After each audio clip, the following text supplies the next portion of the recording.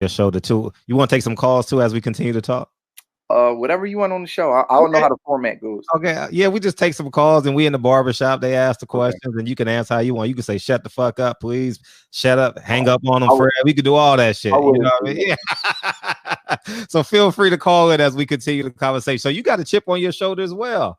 You want I that don't put a chip on my shoulder, man. I just don't let people get away with doing certain things with me. You know what I mean? Like anybody just can't tell me anything. Like you Right. just not qualified to just tell me what I should be doing with my life or what I should be doing with a fighter that I know intimately or what probably happened or what didn't happen or anything like that. It's an etiquette and it's a way you approach people.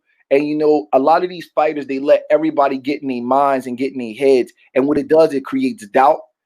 You know, it creates hesitation. Sure. And you start second guessing everything you're doing to get up to that point, man. And that's what separates these fights. Not the physical talent. It's up here. It really is, man. It's up here. And, you know, hopefully, you know, Julian not letting nobody do that. Because one thing I'm not going to do is be babysitting nobody's conscience. I ain't going to be, don't talk to nobody. I ain't doing all of that, man. We've been through this before. And Julian can point, and he knows exactly what went wrong in this fight. And he knows exactly how to rectify it. You know what I mean? And it ain't rocket science at all. Yeah, you know what someone told me, and I'm gonna change the word. It probably doesn't fit J-Rock, but someone says, I'm not equipped to manage or carry your insecurities. Those are yours. Like I have my own insecurities, I have my own problems, but I don't know how.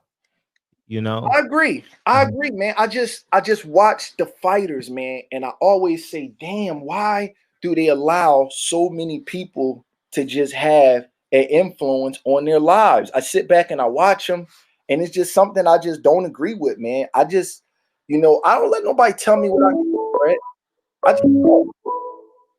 I don't believe in that. Okay. We got 702. We got Soup. We call him Super Coon, by the way, Breadman. This guy's Bread, they tripping. That's why they do that, man. They hate. Bread, you did a great job with J-Rock, man. I just want to tell you that. Breadman right? did. Breadman did. Bread, yeah, I call him Bread, man. He's my favorite fighter. But the problem is, man, J-Rock didn't get the credit he deserved for her, man. He pitched the first shutout I've ever seen. He fought the whole 12 rounds. He took the fight out of her. He just changed the game. I've never seen a fighter in my whole life fight 12 rounds without taking a round off. He's the only one to do it. And he got mad props from me. His last fight, he fell off a little bit. But I'm rooting for him, man. I know he's going to come back. What's your game plan? You know, if it's up to me, man, we go right to Rosario. But it ain't up to me. So I think we're going to get him. But I think that we might have to take a fight in between. Do you think Charlo Rosario is already next? I'm sorry to cut you off, Super Cool.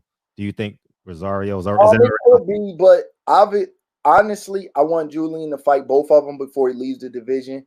You know, I think Julian's days are numbered, making 154 pounds. So I think he needs to get those 2 or 3 fights in before he moves up. I think he, you know, honestly, he's gonna have to move up really soon.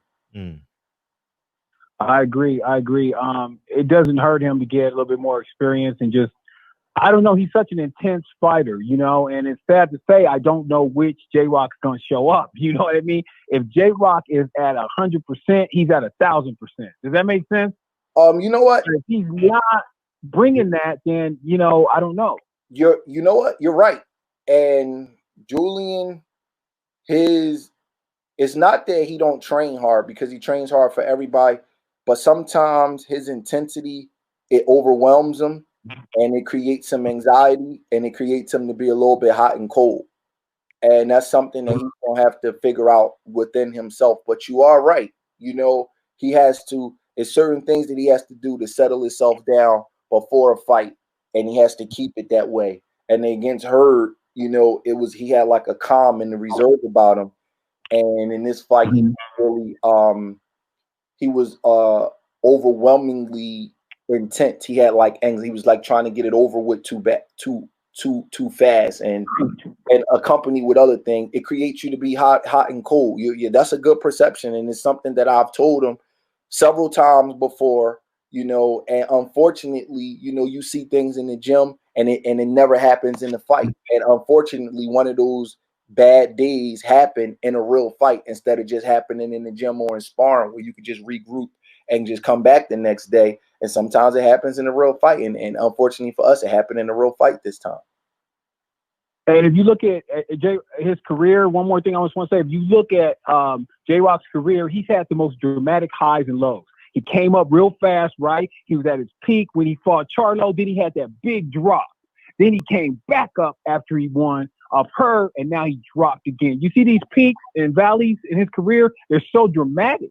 Yep. You're right. And, you know, it's a good thing and a bad thing. It shows resiliency. It shows that you get to see him at his apex and you're like, wow, what a fighter. And then you see him low and then you're like, man, this kid is hot and cold. It's just something that he's just going to have to overcome, you know. But the one thing in our favor is that he just had a bad night. So whenever he has an off night, he comes back with a really, really good night. And I'm telling you, man, he's going to tear that kid up if they fight again. And everybody's going to be like, damn, was he on PEDs, or like what happened in the first fight? And then he could just tell his story.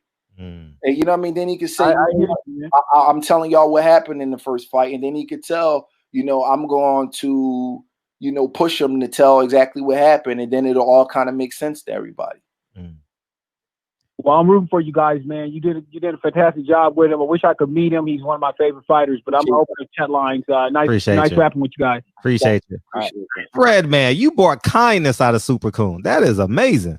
This motherfucker calls in and curses me out, calls me little bald head black motherfucker. He hates Deontay Wilder, so you know how I feel about him. Oh my God. Oh, man, it must be them cheesesteaks, man. Terrence says Rock hasn't peaked yet, man. There's more to come from him. Thank you, Terrence. How do you see him at 160? Good, man. He's ready. You know, no, he's ready. I mean, I ain't gonna lie, Fred. One thing about me, man, you know, I get accused. I just got accused of telling Julian the truth too much. You know what I mean? Somebody really important in my life just told me, like, man, you tell that kid the truth too much. And I've been telling him he got to move up. You know, he just does. You know, if he's not gonna move up, he has to spend some serious money on the nutritionist and the dietitian because it's at that time. I know his body. You know, I've been with him since 2009, 2010, you know, he used to stay at my house and make weight. So it's time, you know. I mean, it's things that only I can do to make him make weight, and it's getting to that point where he got to move up. He knows it, you know. I mean, if he honest with himself, he knows he got to move up. We got about 2-3 more fights here at 154, and we're gonna make it by the skin of our teeth. And he got to hire somebody really, really to do everything perfectly. You know what I mean? Because it's getting to that point now where it's like, okay, you know,